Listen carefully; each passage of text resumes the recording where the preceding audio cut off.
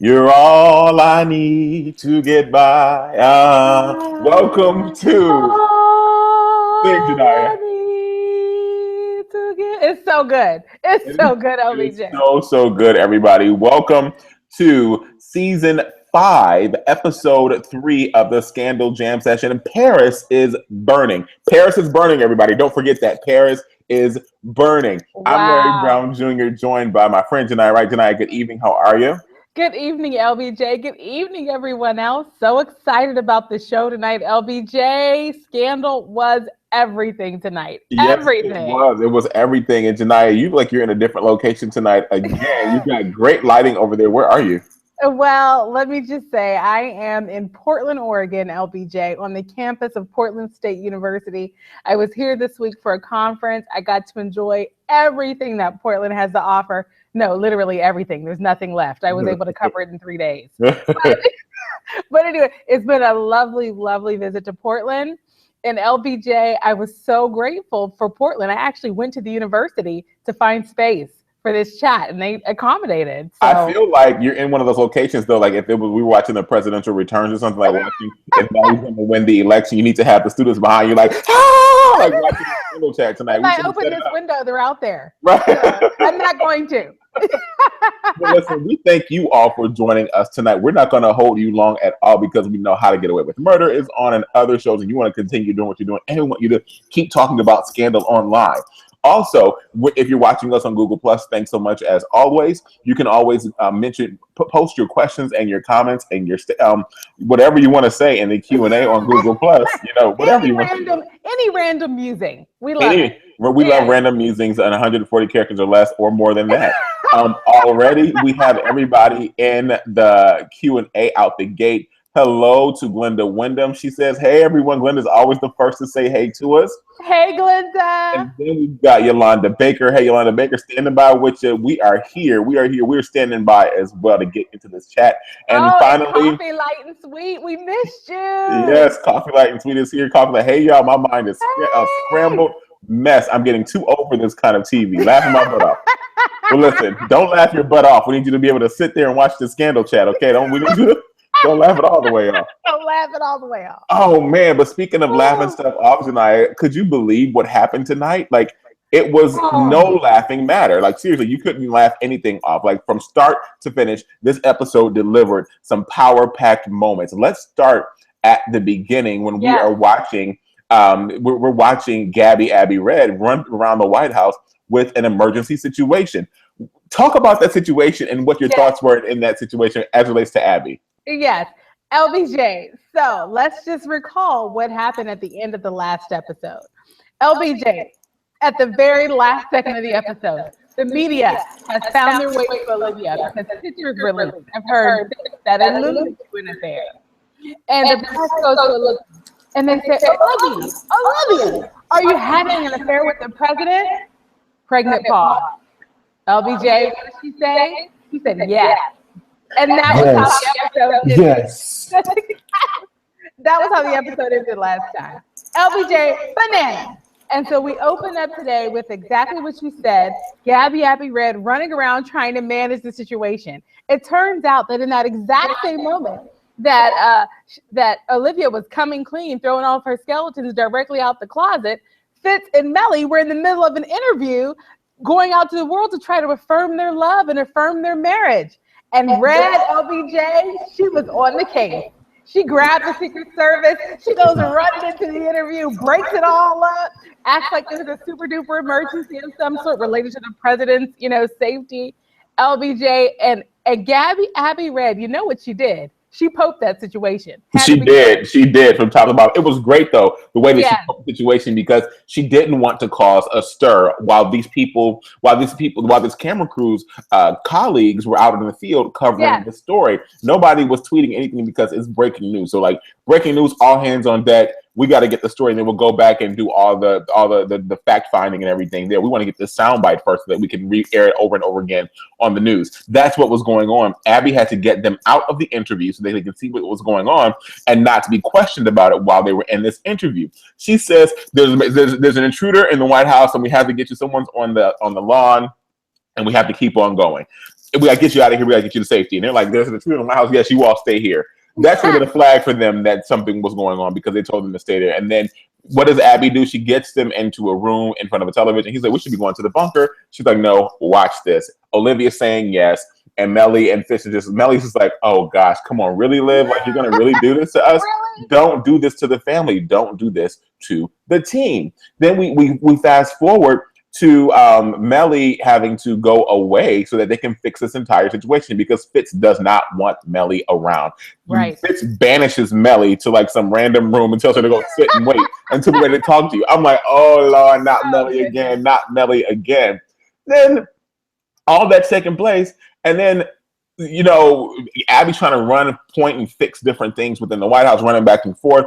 She takes off her shoes at one point when she's coming in with the Secret Service detail. Remember that? Yes, she did. And then I said this on Twitter as well, but all throughout this episode, Gabby Red is running around. I'm like, where are her sneakers? She needs some sneakers, man. And she's running in, and all of a sudden, Mellie is like, I can't take this anymore. What does Mellie do? She gets tired of Gabby Red, and she calls our beloved friend and number one member of Team Help, Cyrus. And Cyrus comes back in to the White House. Janiyah, I was so ready for that. It was so appropriate to bring Cyrus in that way. I love that moment. LBJ, we knew it was coming. We knew Cyrus was coming back. LBJ, he walks in and already, I mean, he has that air that he had before he left LBJ. Like, it's his house. And like everyone is going to work for him, and it's completely on his terms. And there's Mellie sitting on the couch, and this is a new Mellie. This is helpless Mellie sitting there, not knowing what to do. And Cyrus comes in, and he says, "You know what?" And he says it to Gabby Red. I'm here representing I'm here representing the senator, right? And Mellie's there, sitting there, helpless, just so forlorn, not knowing what to do, caught completely off guard. And Cyrus does what he used to do for Fitz, LBJ. He gave her the pep talk of a lifetime. He said to her, Mellie, what do you want? And she said, I just want to destroy Olivia Pope. I just want to ruin her life. She's just been so super awful. And again, it's like victim Mellie. Oh, I want Fitz and Olivia to burn. And LBJ, Cyrus said, you know what? You know what you're doing? You're thinking like a loser, Mellie. I need you to think like a champion. You can't be a human right now. You've got to be a champion. He said, what do you want? LBJ, what did she say? She said, the Oval. Yes. She didn't say the presidency. No. LBJ. She wants the power. She wants the prestige. She wants to be in the history books, LBJ. She doesn't want to make decisions for the world. She wants to run the world. Right, LBJ? The Oval. I want the Oval. I was just like, this pep talk lacks. Like, I needed so much more from the two of them. But what it really showed to me between in that moment, though, is that Cyrus was willing to do what he needed to do to get back in there. And Mellie was like, Mellie being who she is, remember, we know Mellie's background. We know Mellie's been through a lot. My heart always goes out to Mellie. Mellie's like, let me call the number one stunner that I could call. And Cyrus was the only option in that moment in time for her. But then while all that's going on, Mellie is like, you know what? I want the Oval, so I'm going to fire the shots. I'm going to call the shots. And Cyrus, I'm going to tell you my demands, and let's go over them now. My demands are this. They cannot be seen in public. They come up with this laundry list of demands for this laundry list of demands how Olivia and Fitz should how they should interact with each other. And then what happens? Cyrus goes to Gabby Red and Lizzie Bear DeGeneres, and he's like, let me set this straight right now. I'm only talking to you, not you, Lizzie Bear DeGeneres. I'm talking to you. And, you deliver this message to the president, only the president, and that's the only person I'm talking to before I give you this laundry list of demands. And they're like, okay, all right, okay. And so what happens? Abby goes back to Fitz and Olivia and is like, here's what Mellie wants. And she hired Cyrus. And they're just like really, like my niece Dakota says, what the boppy? LBJ, LBJ, I have to say, this whole thing, I have to just step back for a moment and tell you that this was one of those moments where I think about people who have not watched this show over the many seasons, tuning in for the first time this season. And a person who didn't know all of the backstory, didn't know all of the history, didn't know all the drama between these characters would not have felt what was happening in that scene. Yeah. And so I kind of feel like, just like the pep talk, LBJ, this was these moments, they were really climactic for us because we knew the backstory, but in the way that they were actually written and playing out, I wasn't having the reaction that I wanted. So anyway, what did you think, LBJ? I thought that we needed to see it that was the bridge to get him back in there. I thought that it was also going to be an opportunity for Cyrus to pitch the opportunity for him to come back into the White House. And we saw later in the episode that he did that with Fitz, and Fitz really shut him down something crucial and brutal. Cyrus poured out, all of this happened in the episode, everybody. We saw Cyrus talk about all these demands and he was trying to work it. Mellie, at one point in the episode, is like, you know what, Cyrus? This is not the Cyrus I know. I want the Cyrus I know to come back. You don't have your roar, Cyrus. You lost it. You don't have it anymore. You lost your shine. You lost your finesse. Where is the Cyrus I know? You're rusty, Cyrus. You're old. Like, what's going on? I need that Cyrus to come back. But I'm gonna fire you and hire someone else if you don't bring that back. And Cyrus is like, oh, let me go back in there and try to be big and bad. And what was cool about that moment, Janiyah, the tables were flipped for just a moment. And so we got to see bossy Mellie, the Mellie that we haven't seen before. And we've never really seen Mellie say, I want this and I want that. And you know who we also saw in that moment? I wrote in my notes that we saw deep voice Mellie. If you go back and watch the episode, Mellie gets a resonance in her voice that we've never heard before. At least in my opinion, we've never heard this resonance. So she's talking to him, I want your roar, Cyrus. I want this. I want that. It was really, really cool. But so Cyrus did all of this in hopes of returning to the White House. Fitz wasn't having it. Cyrus poured his heart out. He even said, I'm begging you. Fitz, meanwhile, was reviewing the talking points for an interview. And he's like, you don't work here anymore. Goes back to reading the talking points. And then Cyrus looks at him and like, huh? Did you just say that? And then Fitz looks back and he's like, leave, go away. Like, scat, scram, Pam, scat, cat. And LBJ, that was a perfect case. And Shonda, in all of her wisdom, she was just reminding us once again, what goes around comes around. Because there Cyrus was apologizing. Oh, Fitz, I would love my job back. I just want to support the president. If there was ever anything I've ever done that would make you feel like I was not supportive of you, I take it all back. I want to be your number one. He's apologizing his heart out. Fitz is not hearing it. And LBJ, that is exactly what happened with Mellie. Mellie was trying to get on the same page with Fitz throughout this episode. LBJ, she just wanted a meeting of the minds. She's going to Fitz. She's angry with him. She's trying to talk it through. She wants more, LBJ, and she can't even articulate what it is, but she knows she's getting the short end of the stick. And she goes and she's talking to Fitz, and Fitz does what he always does, which is talk Mellie off the ledge, right? He's apologizing. Oh, boo, you always been, I'm paraphrasing. Yes, it's good though. This is good paraphrasing. Stay right there. Keep doing that.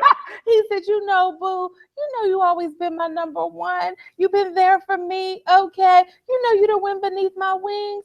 And I dropped the ball. LBJ, he sat there trying to own the whole thing. It's me, Mellie. It's me. I'm the one failing this relationship. LBJ, didn't work. It worked for a few minutes. Cyrus snapped her out of it, and Mellie did not stick with the plan because guess what? Just as Fitz was not going to accept an apology from Cyrus, too little, too late, Mellie was not going to accept an apology from Fitz. Same thing, LBJ. Too little, too late. But let me say this about that moment on the balcony with Fitz and Mellie. I actually liked that moment between the two of them. We had an opportunity to see Mellie really bear something to Fitz that she really hasn't bared to him in a long time, really maybe ever in this show. And she said, I sacrificed for you. What did you sacrifice for me? I'm just like, oh, great question. Then Fitz, he has a moment of clarity, just a moment, and he's like, you know what? Whoa, hey, you're right.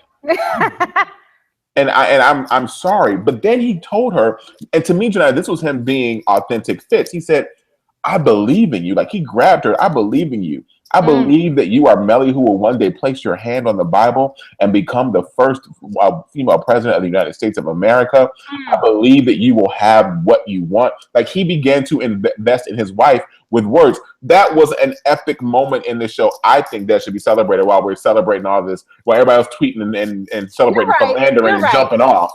You're right, LBJ. You're right. And Zoe Emile in the chat agrees with you. She said, Bellamy Young plays that part because I could feel Mellie's pain throughout the whole episode.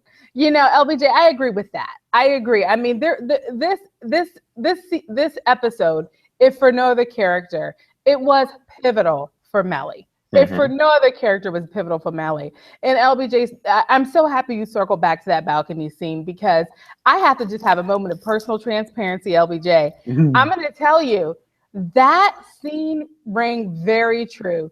If there's anyone watching this chat that's ever been through a divorce, that's exactly how it is, LBJ. You're sitting there and you're wanting to, you know, rehash the plans that you had. Right? But it's not going to happen. And somehow you're hoping that and just saying them out loud, you could potentially bring them back to life. LBJ, this was Mellie once again, just saying, I thought we would grow old together. I thought it was going to happen. But in saying it, almost setting it free to the universe, realizing that it was not going to be. And LBJ, which she did also decide in this episode, is she, I think, finally was letting this marriage go. She has been holding on, LBJ. When she couldn't have the marriage in reality, she wanted it as a symbol. And LBJ, I feel like this episode, and especially in that balcony moment, she was letting go of all of it. And I think Jackie O 2006 summed it up. You know, Mellie thinks being president is her birthright because she put up with Fitz's crap, but she ain't ready. Fitz gave her all she asked, which made her know in the marrow of her bones that Fitz loves Liv. And Mellie wasn't ready for that either, right? LBJ, she literally had to say, you know what? I'm not going to be able to get any of those things that I wanted before. Revamping, I'm focused on what? The Oval. She's focused on the Oval. First of all, Janiyah, hats off to you for that moment. That was great. I never even looked at it like that, but she did. Like, I agree 100% with every word that you said in that balcony moment that's there. After all of that that transpired on the balcony, we go back to the pinging and the ponging of the negotiations of the deal and what it's going to look like. We already talked about how Cyrus eventually got in Mellie's head. Mellie bailed on the entire plan that the team together, you know, Fitz, Olivia, all of them from like way back when they stole the election, that the team came up with to make this whole thing happen. Remember, Cyrus was thrown off by the president. The president said, go away, scat, cat, scram, Pam. And he told him to leave. So Cyrus is the one who got angry and got back in Mellie's head. Mellie bailed on the entire interview. And what happened was something that we saw foreshadowed in this episode. First of all, let's talk about another piece of foreshadowing that we saw in the episode. And that was the conversation that Mellie had in the First Lady's closet with Olivia. And she pretty much had the conversation, and Candace brought this to my attention. She said, you know, this is just like the princess's conversation in the bathroom with Abby and Olivia at the state dinner. And I'm like, you know what? That's right. The princess had that conversation with them. She's like, you know, you're in the public eye. No one recognizes you for who you really are. You got to go make these appointments. You got to make these dates, stand up at these events, wave, and just be somebody else. And that's what Mellie was pretty much prepping Olivia for. You want this closet? You want to do all this? Prepare to decorate 111 Christmas trees. Yeah. You want fame? You want fame? What say it, Debbie. Come on, Debbie. Say it. Want fame? Fame costs. And you know where you start paying? Right here in this closet with this hooch. Right. You know, with that hooch, LBJ. Yes. The hooch tonight. Right. So good. She doesn't.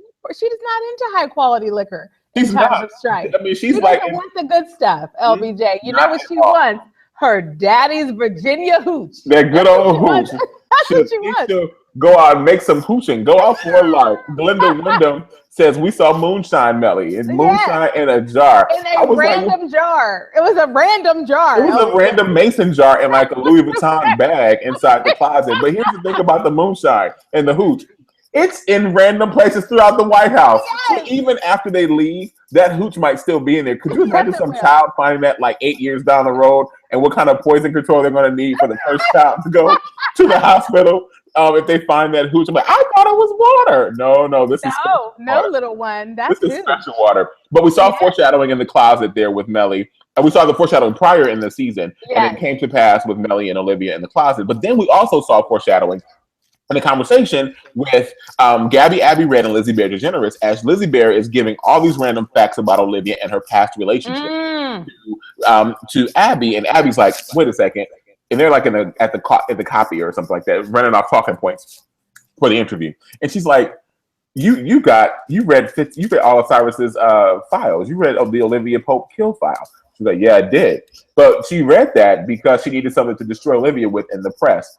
And what ended up happening after all that happened, once Mellie bailed on that interview, remember they were working on a deadline with that interview that they needed to make up for when Olivia went to the press on the correct her beloved condo, and need to do something. And first of all, wait, let's back up before we do that moment. We have to talk about the friendship. There was a moment of great warm moment and tender moment of friendship between Olivia and Abby tonight. And to me, they atoned. Everything was on the table. Olivia apologized for lying to Abby. Remember earlier in the episode, Abby sitting in the Oval Office walked out because she was so upset because she felt that Cyrus would drive a wedge between Abby and Olivia. And Abby's like, woman, there's already a wedge because you lied to me, friend. You lied to me. Right. And then we fast forward to them having this tender moment after all is said and done. And Olivia apologizes to her. And then, Janiyah, she says, and from here, she said, I've never been on this side before, but from here, what I see and what I observe, you're doing a great job. And then how does Abby, Janiyah, show her respect for Olivia in that moment? LBJ, how did she do it? She said the predictable line, but it was so I know, which I remember. I learned from the best, and the best was you, pretty much. Yeah. She said, I learned it from you. Yep. Yeah, you all right? I learned it by watching you. Yes, that was the line for the children of the 80s. Right. And then after that, it was like, Olivia's sitting in the Oval Office and she's with Abby and the team. Abby's like, let me fix this. Looks at friend Olivia. Friend Olivia gives her the look of, all right, do what you have to do. And what does she do? Goes to the press room and she's talking to Carol. And Carol's like, is the president sleeping with Olivia Pope? And she's like, whatever. And then the president, get it right, Larry, get it right. And she said, anyway, so she's like, it's escaping me. LBJ, I remember this Go. But LBJ, before we get there, I want to back up just for 1 minute. LBJ, so everything that we've been talking about, this entire episode has been the hustle that has been taking place at the White House while we're trying to get our ducks in a row to go out and message to the world about the status of the first union, right? That's what's happening. We've already talked about how Fitz and Mellie were managing this situation. In summary, not well. We've talked about how Cyrus and Red were interacting in this situation. We talked about how Red and Olivia were interacting in this situation. LBJ, there was another interaction that didn't fully include people in the White House. And that was Olivia sitting down to make a phone call to who, LBJ? Who did she sit down in all of that moment of chaos to talk to? LBJ, she picked up that phone. She called Jake. She called Jake. And Jake, I couldn't believe. Yeah, Jake is sitting there. Wait. Oh, those are ice cubes. I thought I heard gunshots in my neighborhood. I'm like, somebody shoot me. Those are the ice cubes falling into the tray in the freezer. That's a strong refrigerator. Yeah, I'm like, wait a second. What's going on? It's aggressive. So Jake is back at OPA with folks like Olivia drinking, said yes, watching the world end. Jake and all the gladiators. All of them. They're sitting there around. The world is falling apart. Let's just now drink our cares away. Our fearless leader, Olivia, she is now the scandal, right? Yep. Hashtag the world is over. And ring, Jake's phone, he answers. How's it going over there? You tell me. I asked you first. Oh, it's going all right. Okay, cool. Are you sure you're all right? Yeah, I'm sure. Oh, well, no, I'm not really sure. What do you need? What's going on? Have you been drinking? Well, what do you need? What's going on? Look, it's just not what thought I was going to be. Whatever you need, I'm there for you. If you need me, I will come right now. Thank you so much for that, but you're still drunk or not. You shouldn't be on the road driving. And that was a conversation between Olivia and Jake, ladies and gentlemen. That was a conversation. LBJ, first of all, the entire world right now is disappointed in the way that you recapped that scene. No, that's exactly what happened. Y'all know that's what happened. We're very disappointed in you, LBJ, because you missed the emotion. Okay? Jake, once again, LBJ, he is there for Olivia. He is willing to drop everything. Yeah. LBJ, he is saying to her, listen, even as I have tried to be in the friend zone and support you and trying to go ahead and break up that marriage that is also the first union of the world, and be with your man, I am always gonna be here for you. LBJ, he sat there in his drunken state and said, Olivia, just say the word, honey, and I will be there. And LBJ, this was actually a moment where I did not appreciate Olivia, because she called him because she knew he would say that. And so in the same way, and this is again, it goes around, comes around, in the same way that Fitz continues to keep Olivia dangling out there and keep Mellie dangling out there, Olivia continues to keep Jake dangling out there. She just called LBJ just for that emotional support of Mr. Plan B. And you know what, LBJ, I didn't appreciate Olivia in that moment. And I didn't appreciate Jake for not sticking to his guns. He had put himself in the friend zone, not participating in her emotional drama anymore. And LBJ, he took a step in the wrong direction. Oh, whatever. Let me just say this. Jake was just like, look, you call me and I don't have to keep playing. This could be us, but you playing. That's exactly what happened on tonight's episode. Wait, real quick. On a side note, Dan Blakemore, hey, Dan said, while we're wrapping up that scene, did anyone else catch that Jake was drinking vodka, brand vodka? Who's on the prop team? Dan, I thought that was hilarious. I thought that was absolutely hilarious. It was a clear bottle with the black label with the white letters that said, like, vodka. It was hilarious. I love that. God. It was hilarious. That's the same company that's churning out Mellie's Hooch. Right. Right? Who are these people? Oh, so good. LBJ, so here we are. Olivia has called Jake. That has been resolved. And so now we're back to the main scene. It's time for the decision to be made, LBJ. Okay, we have to decide how we're going to handle this situation. What will be the messaging? What are the options, LBJ? Option number one, Mellie and Fitz go out there and they try to act like it's all good. Mellie has already said, that's not going to happen. Plan B, Fitz and Olivia go out there and say, you know what? Yeah, world, here we are. Take us or leave us. We're in love. Okay? That's not happening.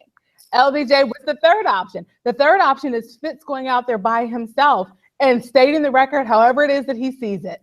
And LBJ, that was vetoed from every corner of the room. So what happened, LBJ? Abby read. She turned to Fitz and she turned to Olivia, and LBJ, she asked permission. She said, let me do my job. Just let me do my job. What she really said, it was in parentheses, let me poke this thing out, please. Not pimp it out. Pope it out. Pope it out. Don't pimp my ride. Go and poke my press conference. LBJ in her sensible pumps, she marches herself right to the press room. And LBJ, she basically threw Olivia directly under the bus. And Olivia, now getting back to the moment that you were teeing up, LBJ, Olivia, as Abby read is marching her way to the press room to go and throw Olivia under the bus, Olivia is giving her stamp of approval. She's saying to Fitz, don't be mad at Abby read. She's handling this in exactly the way that I would. She's throwing me under the bus. That's exactly where I belong. And she said, you know what else is happening in this moment, Fitz? This is me choosing you. Let me do it. Let Gabby do it. No. You talked about me with that phone conversation tonight. Do not do that to this moment because you ruined it. You ruined it. I am always anti Olivia and Fitz with this whole shenanigans, philandering mess that they have going on. Complete tonight, what Olivia did She left that nectar. She handed him. No, this is what she did. She said, "Hey, boo, I'm going to pass you a glass of my nectar. You're going to drink a glass of my nectar while I sit here, and you are going to sit down and you're going to watch me choose you." That's what she said. She said, "No, sit down, sit down and watch me choose you." I was like, "Ooh, Olivia." That was so nectarish right there. Yeah, it really was, LBJ. You're right. I underplayed that. That was quite nectar. To me, that was an epic moment tonight. The way she did, I was like, nectar won, hands down. She passed, and we saw the nectar tonight. Yeah. Everyone remember the nectar? That wasn't scotch. That was nectar that Olivia passed. And LBJ Fitz tried to pass his nectar first. He did. He was like, "You don't tell me what to do in the Oval Office." And she said, "Oh, I don't." I'm paraphrasing again. "Oh, I don't."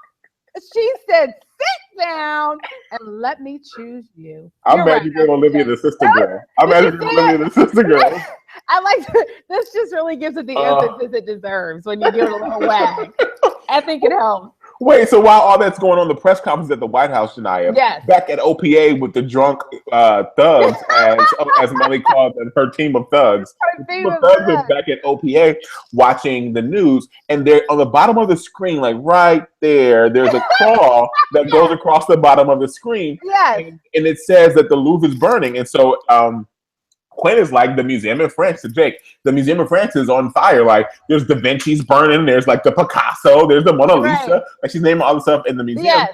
And then Jake is like, "What? Huh? Who?" And I'm like, "No, the museum's not on fire. That's code. That's code for something. Something else is going on." And the episode is called "What? Paris is Burning." That is code, ladies and gentlemen. And what did I tell you last week? What did I predict last week, Janaya? I said that there was going to be a moment where we saw Rowan Pope this week. I thought I gave a full Rowan Pope monologue that did not exist tonight, but Rowan did make his way into the episode tonight because Paris was burning.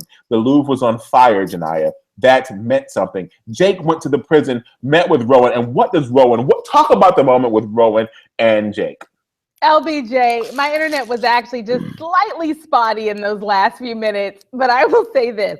When Jake walked out of OPA and he was walking on a mission, LBJ, I didn't know where he was going. LBJ, the next time we see Jake, he's sitting in the bowels of the justice system. It's always in the bowels. The bowels of the justice system. Sitting across from who? In his orange is the new black outfit, LBJ, Papa Pope. And Papa Pope is there thinking Jake is there about Olivia's shenanigans. Mm-hmm. He's like, "Oh yeah, I see it. Whatever. So disappointed. She's dead to me anyway." And Jake says, No, not that. It says what, LBJ? What does Rowan say to Jake? Rowan says to Jake, no, wait, let's back up. Jake says to Rowan, "Did you see the news? Did you see what's going on?" He said, "Not about Olivia. Did you see what else is going on?" He said, "The Louvre is on fire." And he says, "What?" And he looks at him, and I'm going to try to quote exactly what he said. Good. He said, Nero fiddled while Rome burned, or Rome is burning. That's what Rowan said to Jake. And I was like, "Huh? What?" And I wrote it down on my notes. And so, of course, I had to go and look that up. Do you know what that means, Shania? I'm so happy you did, LBJ. What does it mean? Oh, tell me. According to my good Google searching, Nero fiddled while Rome burned. According to a well-known expression, Rome's emperor at the time, the decadent and unpopular Nero, fiddled while Rome burned. The expression had a double meaning. Not only did Nero play music while his people suffered, but he was an ineffectual leader in a time of crisis. Ooh. So to me, is there another member of B613, former member of B613, sending this message to Rowan and other members to say that the president has fallen, something else is going on? There's nothing going on in Rome. Remember, this is code that we're watching here. Because trust me, if the Louvre was on fire, there will be a split screen on the TV where you saw the fire and you saw the president's shenanigans going on at the same time, with an anchor in the middle talking about two different stories to their left and to their right. You saw none of that. And so this to me says that there's someone out there that we have not met that is a part of the team, or we have met them and they are watching something go down that should not be happening because Command, who's always in control, needs to find out what's going on. To me, this is Mama sending Daddy a message like, "Go get your girl." LBJ, that's what I was gonna say. That's what I'm saying. Like Mama, I thought it was Mama Pope calling Papa Pope to action. Yeah. And LBJ, it's just so amazing that Jake caught that signal and activated. Yeah. I mean, at the end of the day, they will never get away from their programming. They will never get away from that LBJ. What a great way for that episode to end. I have to say, last week we struggled to find a lot of energy from the show. And I feel like You're this not supposed week... to tell the people that. Hashtag truth bomb. This week, LBJ, I have to say, it gave us so much to work with, LBJ. This was a great episode. And my goodness, LBJ, the chat is live tonight. Fire! Oh gosh, let's do a round robin and do some takeaways and predictions. Zoe Emile out the gate as usual. The Scandal Jam session was on point tonight. I totally agree with the Scandal Jam session tonight. We heard songs from, I'm trying to pull it up, but we heard songs from Aretha Franklin. Mm-hmm. We heard a Barbra Streisand song, and we also had there were 3 songs. Anyway, keep talking. I'll come back with the jam session. Go to the next one, Janiyah. Yes, LBJ. And actually, you know what? Dan Blakemore is talking a little bit about the jam session. He said, while discussing the scene on the Truman balcony, let's not overlook the Scandal Jam session with Patty Austin and James Ingram. How do you keep the music playing? Yes, how do you keep the music playing? Those LBJ, LBJ, let me just say, if I had Hooch anywhere near me at Portland State University, I'd have had to take a sip. Because I said, you know what? You got it. You've got Hooch. Damascus H2O. You've got Hooch. That's great. It is. It's masquerading. Look, I took a ginger ale. I took ginger ale and poured it into a plastic glass over here. Look at that. LBJ, James Ingram and Patty Austin. That was the perfect song for that moment. Perfect song for that moment. Zoe Emile is back, and she says, I don't like the fact that Lizzie Bear thought that she could talk bad about Olivia to Gabby Aberrett. Listen, she's reckless. And Cyrus knows that she's reckless, Zoe. I feel that Lizzie Bear is reckless. She's a loose cannon. Yes. And she's not going to make it to the end. She might, to me, if anyone gets killed this season, she's the first to go. Yes. And Coffee Light and Sweet says, remember Liv saying back in the previous season, just let Mellie be Mellie? Mellie is about to find out what it really takes to be president. Poor lady has no idea what's about to happen. And now, Cy is in Mellie's ear. Oh no, capital letters. We are in for something. We are in for something. Jackie O 2006. Hey, Jackie O. We should have brought Jackie O in the chat tonight. I always love when Jackie O was in the chat. Jackie O, we're bringing you in soon. But I'm going to read hers in reverse order. She says, good evening, folks. I'm posting and didn't even speak to you all. Excuse my bad manners. Jackie O, we're all family. You're here. Thanks for tuning in and you're live. But she says, Janiyah, been there, done that as relates to the moment on the balcony talking about divorce. Mm-hmm. I felt some kind of way about that scene too. Yeah. So you were not alone, Janiyah, in that. Mm-hmm. It really rang true, I'm sure, for anyone who's had to have that goodbye conversation. LBJ Yolanda Baker in the chat said, okay, we talked about Roland coming back, but really, Jake doing the asking?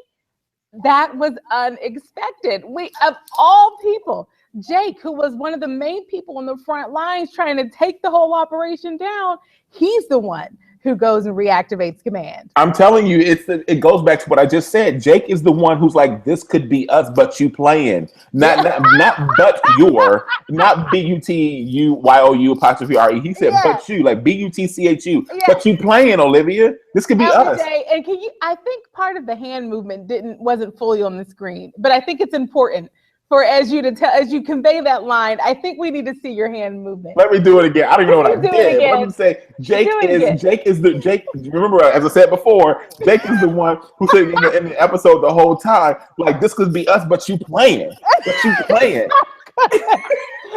And I said not BUT space YOU apostrophe RE, but I mean BUTCHU, but you playing. Yeah. But you playing. That's what Jake is saying to Olivia to me. Really So is. yeah, like it's one of those things. It's so good. It's D so Hill, good. D Hill's in the chat. Thank you, Janai. D Hill's in the chat, and she's like me. You know, I ride for my Yeah, dude, you Rowan do. Pope, and she says hashtag I live for Papa Pope. Let me tell you, Rowan Pope is everything on the show to me. He is and will always be my mentor. Thank you so much, Rowan Pope. Right. And LBJ, Dan Blakemore had to bring up the moonshine one more again. He said at least it was moonshine in that jar rather than the nectar. Well, clearly there was enough nectar all over Mellie's face that she didn't need it in a jar because it's that nectar pushing her right on out the door. If there was nectar in that jar, Mellie probably would have been like back in Virginia in the trailer, and they would have like the first lady is missing, and she'd be like, "No, I'm not. I'm right here." And like on the next episode of Maury Povich. You are not the father. Exactly, Fitz. You are not the father because we still haven't dealt with that. Fitz, you are not the father. Oh, this was so good. Any predictions for or takeaways or predictions tonight for you, Janaya? LBJ, I think my biggest takeaway for tonight is what goes around comes around. You know, there was so much karma going around in this episode, good, bad, and we literally watched it circle within moments, LBJ. This was one of those episodes the show was an hour. All of the events of the show took place in about an hour, right? So this show, we watched it happen. We watched that karma go around, LBJ. I think that's my biggest takeaway. And LBJ, I will tell you my prediction. I think it's something that we have not seen before. I think we're going to see a moment where Mama Pope and Papa Pope are on the same page together in action about something. Let me tell you, it's going to be so good. That's great. Yeah. That's great. So for my takeaway / predictions tonight, my takeaways are 3. I'd say that you need to always take a pair of tennis shoes or sneakers to work. As a person with feet that are as flat as a piece of paper, I always try to wear something soft-soled if I need to work or keep them with me. Is this your foot, LBJ? Just tear one sheet off and that will be my feet. Like, it wouldn't even be that thick. There's too many crinkles and waves in that pad of paper. Just tear one sheet off and hold it as tight as possible. And those are my feet. Have prescription orthotics and everything else that comes with that. But seriously, Gabby Aberred needed a sneaker at work today. It was getting on my nerves in that episode. Always keep something at work to change into. Secondly, take care of your friends. Sometimes you can get caught up in whatever your life is doing, and you can overlook your friends. And sometimes your friends can overlook you. I like the tender moment that we had tonight with Mellie and with Olivia and with Gabby Aberred. I thought that was a great moment of sisterhood. And if you have a brotherhood or brother sisterhood, whatever you want to have. And I felt that they came to grips with each other's reality. They realized that they had each other and they wanted to remain with each other. I also like the fact that Cyrus told the president, he humbled himself and he said, listen, I'm your guy. I have your back through whatever. I'm sorry, man, for making you upset. Fitz is still upset with Cyrus, so he might need some time to come around to Cyrus. But remember, I think Lizzie Bear Generous is not going to last all season, and Cyrus very well might be back in the White House. My third and final takeaway tonight simply goes to I lost it because it came from what we were having this anyway. Whatever, I posted in the comments on the YouTube channel. Yes, LBJ, tweet it out. My prediction, though, Mama Pope, that we're going to find out what this Paris is burning and the Lou fire is going to mean, and it's going to be all hell breaking loose on Scandal next week. Bring your fire extinguishers to the chat next week. Tell your friends to bring the fire extinguishers to the Scandal recap because we will be here. Janaya has to go catch a plane. That's why we're getting off right now. Janaya, you have a safe flight. Normally we'll just talk and talk and talk and talk with. We'll talk till it's time to go to work in the morning. You know us. I know, and I'm so sad. Dan, Yolanda, Zoe. There's so much more to discuss, but the plane waits for no man. Yes, and Janaya cannot wait. Olivia Pope will not be there to save Janaya from this flight. So will not. Don't catch your flight, Janaya. Have a safe travel. Have a safe trip home. Everybody, have a wonderful weekend. Tell a friend about the Scandal recap. We love you for watching. Thank you so much. God bless you and have a great night. Bye-bye. Bye, everybody.